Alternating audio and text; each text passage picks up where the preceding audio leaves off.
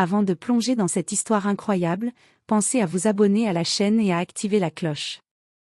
Ici, chaque récit a quelque chose à dire, et vous ne voudrez pas en manquer un seul. Le soleil filtrait à travers les stores poussiéreux de l'école secondaire Roosevelt, projetant des rayons lumineux sur les couloirs vides. Dans le bureau des professeurs, M. Thompson, enseignant de mathématiques réputé pour son arrogance et son besoin constant de montrer sa supériorité intellectuelle, griffonnait des équations complexes sur un tableau blanc. Ses collègues chuchotaient à voix basse de peur de s'attirer ses remarques sarcastiques. À l'autre bout du couloir, James Carter, le concierge de l'école, poussait son chariot de nettoyage. James avait la cinquantaine, une stature imposante et une apparence humble qui trompait quiconque croisait son chemin silencieux et réservé. Il connaissait chaque recoin de l'école et chaque élève par son prénom. Mais ce que personne ne savait, c'est que James était un véritable génie des mathématiques, autodidacte depuis son plus jeune âge, capable de résoudre des problèmes que même les professeurs qualifiés trouvaient insolubles. Ce jour-là, M. Thompson, irrité par la présence de James dans le couloir alors qu'il dérangeait sa routine, décida de le défier. D'un ton condescendant, il s'approcha et dit : « Eh, James, si tu es si malin que certains le prétendent, essaie de résoudre ceci. » Il griffonna sur un bout de papier une équation incroyablement complexe, mélangeant calcul différentiel et algèbre avancée, et la tendit à James avec un sourire narquois. Les yeux du concierge se posèrent sur l'équation. Pendant un moment, un silence lourd plana dans le couloir, interrompu seulement par le bourdonnement des ventilateurs et le froissement des feuilles. Puis, calmement, presque avec amusement, James prit le papier. Ses doigts tremblaient à peine, mais son esprit travaillait à une vitesse fulgurante. En moins d'une minute, il traça une série de calculs sur un morceau de papier, avec un sourire tranquille, tendit la réponse exacte à M. Thompson. Le professeur, figé, sentit son arrogance vaciller. Ses collègues, témoins de la scène, retenaient leur souffle. Le concierge noir, que tout le monde avait sous-estimé, venait de prouver qu'on ne devait jamais juger quelqu'un à son apparence. James hocha la tête et reprit son chariot comme si de rien n'était, laissant derrière lui un silence chargé de surprise et d'incrédulité. M. Thompson, pour la première fois depuis des années, sentit la honte brûler dans sa poitrine. Et c'est ainsi que James Carter, l'homme invisible aux yeux de tous, commença à changer la perception de ceux qu'il avait toujours sous-estimés. La cloche de l'école résonnait dans les couloirs, mais pour James Carter, le concierge, chaque son était une simple note dans la symphonie quotidienne de sa routine. Il balayait le hall principal avec une précision méticuleuse, veillant à ce que rien ne soit laissé au hasard. Les élèves, absorbés par leurs conversations et leurs téléphones, ne lui prêtaient guère attention. Mais ce jour-là, quelque chose d'inattendu allait briser le calme. M. Thompson, toujours marqué par son orgueil, avait convoqué James dans le couloir près du bureau des professeurs. Ses collègues le regardaient, certains avec amusement, d'autres avec gêne, sachant que leur professeur adorait rabaisser ceux qu'ils jugeaient inférieurs. « James, je parie que tu ne pourras jamais résoudre ça », lança M. Thompson en brandissant un nouveau problème, encore plus complexe que celui qu'il lui avait montré le jour précédent.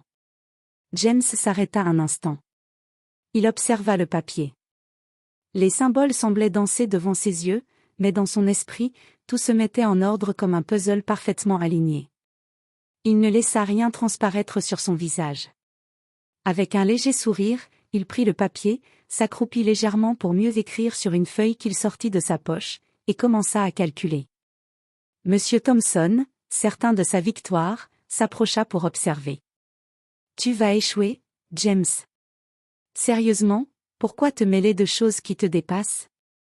James leva les yeux. Son regard était calme, presque amusé. « Peut-être que ce que vous pensez être impossible n'est en réalité qu'un défi mal posé. » Les minutes s'égrenaient.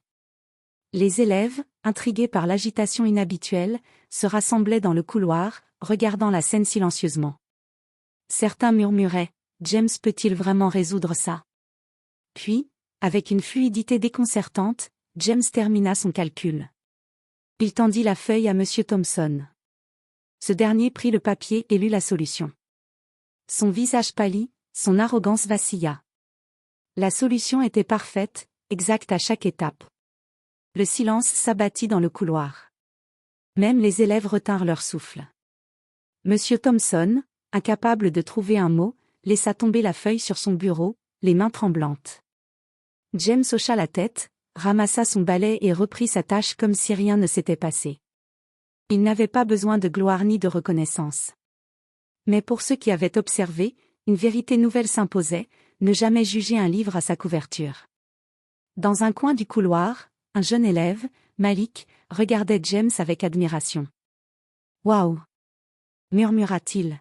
« Cet homme est incroyable. » Et dans l'esprit de James, un plan commençait à se former. Il savait que ses talents pouvaient faire bien plus que résoudre des équations dans l'ombre. Mais pour cela, il faudrait d'abord confronter ceux qu'il avait toujours sous-estimés, et les surprendre comme jamais il ne l'avait imaginé. Le lendemain matin, l'école Roosevelt était enveloppée d'une atmosphère inhabituelle. Les élèves chuchotaient dans les couloirs, discutant de l'incroyable performance de James Carter. Même les enseignants, à voix basse, murmuraient des remarques incrédules. Mais James, fidèle à lui-même, avançait calmement avec son chariot de nettoyage, comme si rien n'avait changé. Il connaissait le pouvoir de la discrétion, il n'avait jamais cherché à impressionner qui que ce soit, et son génie n'était pas un trophée à exhiber. Pourtant, certaines choses devaient être remises en place. Monsieur Thomson, humilié par l'épisode de la veille, avait passé la nuit à ruminer. Dans sa salle des professeurs, il marmonnait, comment un simple concierge, un. Il ne trouvait pas les mots, mais sa rancune était évidente. Il décida que James devait être remis à sa place, une bonne fois pour toutes. Lors du cours de mathématiques, il lança un défi public aux élèves, résoudre un problème avancé de logique et d'algèbre en un temps limité. La plupart des élèves échouèrent, frustrés par la complexité de l'exercice. C'est alors que Malik, le jeune élève qui avait observé James la veille, s'approcha timidement. « Monsieur Carter, pourriez-vous m'aider à comprendre ce problème ?» James regarda le problème posé, et sans un mot, se mit à expliquer patiemment, étape par étape, en utilisant des mots simples et des analogies claires. Les élèves se mirent à comprendre pour la première fois ce qui leur semblait impossible. Certains écarquillaient les yeux, stupéfaits par sa capacité à rendre l'algèbre complexe limpide comme de l'eau. Monsieur Thomson, présent dans la salle, sentit la colère monter en lui. « C'est impossible », murmura-t-il. Mais il ne pouvait rien dire sans paraître ridicule. Les élèves, captivés, écoutaient James avec admiration. À la fin du cours, Malik, les yeux brillants, dit « Monsieur Carter, vous êtes incroyable. Vous pourriez enseigner ici, vraiment. » James sourit, mais secoua doucement la tête. « Je préfère rester dans l'ombre, Malik. Parfois, le monde est trop occupé à juger pour écouter vraiment. » Mais une idée commençait à germer dans son esprit, si le monde ne voulait pas écouter dans l'ombre, peut-être fallait-il trouver une façon de révéler son génie au grand jour, et montrer que même les plus arrogants doivent reconnaître la vérité. Ce chapitre se termina avec James poussant son chariot dans le couloir, tandis que les élèves le regardaient avec une admiration muette. Le concierge n'était plus invisible aux yeux de certains, et une transformation silencieuse venait de commencer dans l'école Roosevelt. Quelques jours avaient passé depuis l'incroyable démonstration de James Carter. Les couloirs de l'école Roosevelt étaient encore animés de murmures et de regards intrigués. Certains élèves avaient commencé à prendre parti pour lui, tandis que d'autres regardaient Monsieur Thomson avec un mélange de méfiance et de curiosité. Mais James n'était pas là pour des applaudissements. Son objectif était plus subtil, révéler l'arrogance de ceux qui se croyaient supérieurs. Ce matin-là, Monsieur Thomson avait préparé un nouveau plan. Il avait créé un concours de mathématiques internes, destiné à mettre James hors jeu en public. Il pensait que le concierge, bien qu'intelligent, ne pourrait jamais rivaliser avec des problèmes conçus spécifiquement pour défier un expert. James, bien sûr, accepta le défi, avec un calme déconcertant. Le concours se déroula dans le gymnase de l'école, transformé pour l'occasion en arène académique. Les élèves, le personnel et plusieurs enseignants étaient présents, intrigués par cette confrontation inattendue entre un professeur arrogant et un concierge discret. Lorsque le premier problème fut affiché, un silence pesant s'installa. Monsieur Thomson souriait, certain de son triomphe. James prit une profonde inspiration, observa les équations, méthodiquement, commença à résoudre chaque problème avec une précision et une rapidité qui stupéfiaient même les spectateurs les plus sceptiques. Les élèves chuchotaient, « Il le fait encore ». Et le pire pour Monsieur Thomson, c'est que James ne se contentait pas de trouver la solution. Il expliquait chaque étape à voix haute, comme un professeur expérimenté, démontrant sa maîtrise totale des concepts avancés. Ses explications étaient claires, élégantes, et presque artistiques dans leur logique. À la fin du concours, James avait non seulement résolu tous les problèmes, mais il avait aussi surpassé Monsieur Thomson devant tous les témoins. Le professeur, humilié, sentit la colère et l'embarras le submerger. Il ouvrait la bouche pour parler, mais aucun mot n'en sortit. James, comme toujours, resta calme. Il s'inclina légèrement devant le public, puis reprit son balai et son chariot, quittant le gymnase comme s'il venait de finir une tâche ordinaire. Dans le silence qui suivit, Malik et plusieurs élèves se levèrent, applaudissant discrètement, tandis que d'autres murmuraient entre eux sur la vraie nature du concierge. Et dans l'esprit de James, une idée plus grande prenait forme, s'il pouvait continuer à dévoiler les injustices et l'arrogance de ceux qui le méprisaient, il pourrait transformer l'école entière en un lieu où respect et intelligence comptaient plus que le statut ou la couleur de peau. Ce chapitre se termina sur une scène symbolique, James poussant son chariot dans le couloir, les yeux calmes, tandis que Monsieur Thomson regardait sa silhouette disparaître, conscient que sa réputation venait de subir un coup irréversible. Après sa victoire éclatante dans le gymnase, James Carter commença à ressentir que son rôle allait bien au-delà du simple balayage des couloirs. Chaque jour, il observait attentivement les élèves, les enseignants et le personnel, repérant les injustices, les préjugés et les humiliations silencieuses qui passaient inaperçues. Ce matin-là, dans la bibliothèque de l'école, James remarqua un groupe d'élèves de première année, visiblement intimidés par les tâches scolaires et les commentaires désobligeants de certains enseignants. Leur anxiété était palpable. Sans un mot, James s'approcha, d'un geste discret, commença à les guider à travers un problème complexe de physique appliquée. Il utilisait des analogies simples, des gestes précis et une logique implacable pour transformer l'incompréhensible en clair. En quelques minutes, les élèves qui semblaient perdus commencèrent à comprendre, et la peur sur leur visage fit place à l'émerveillement. Malik, qui l'accompagnait, murmura, « C'est incroyable, il rend tout facile, mais, je ne comprends pas pourquoi personne ne l'a jamais remarqué. » James sourit intérieurement. Il savait que l'éducation ne se limitait pas aux salles de classe ou aux programmes officiels. C'était un acte de justice et de partage du savoir, et il comptait bien utiliser son génie pour rétablir l'équilibre dans cet environnement souvent injuste. Mais son influence ne passa pas inaperçue.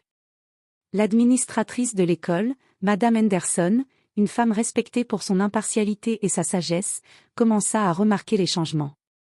Les élèves faisaient preuve de plus de confiance, la discipline s'améliorait, et même les enseignants, autrefois sceptiques, commençaient à reconnaître la valeur de James. Cependant, Monsieur Thomson, toujours aveuglé par son orgueil, ne pouvait supporter de voir le concierge briller.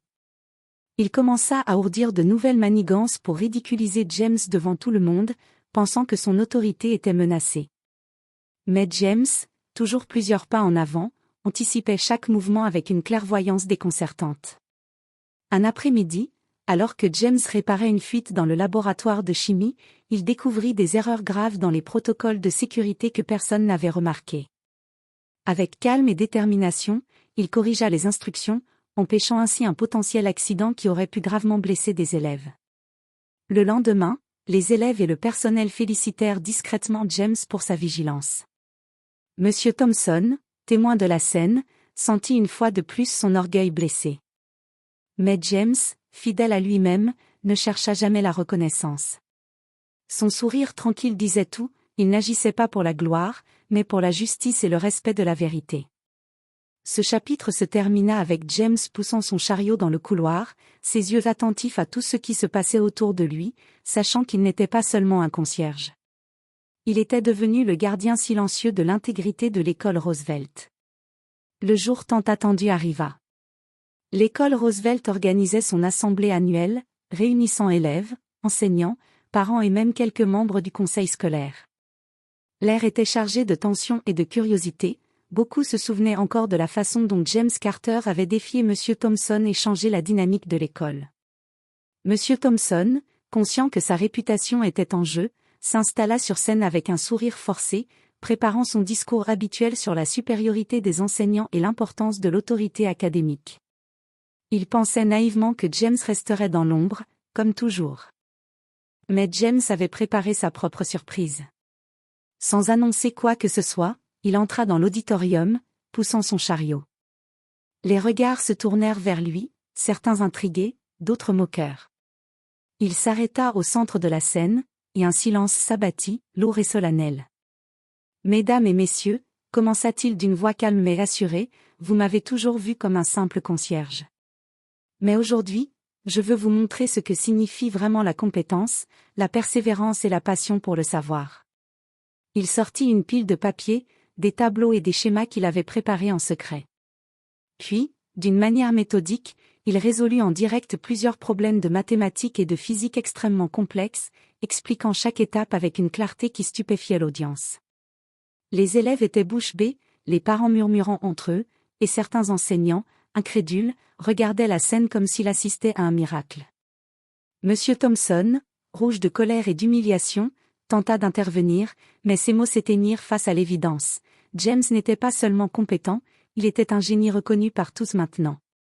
Puis James révéla sa pièce maîtresse, un projet scientifique qu'il avait développé en secret pour améliorer la sécurité et l'efficacité des laboratoires de l'école, une innovation que même le corps enseignant le plus expérimenté n'aurait pas imaginée.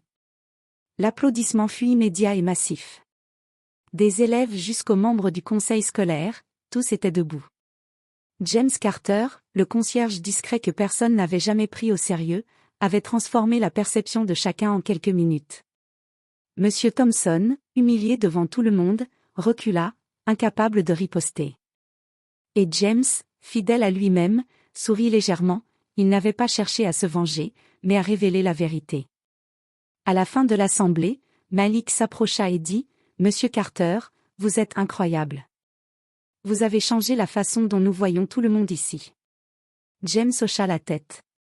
Parfois, il suffit de montrer que le talent et la valeur ne se mesurent pas à l'apparence ou au statut.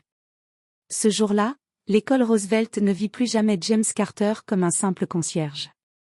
Il était devenu une légende silencieuse, un exemple de génie et de dignité, et un rappel puissant que ne jamais sous-estimer quelqu'un à cause de son rôle ou de sa couleur de peau. Le chariot de nettoyage, désormais célèbre, continuait de rouler dans les couloirs, portant avec lui le symbole d'une intelligence et d'une sagesse longtemps invisibles mais enfin reconnues.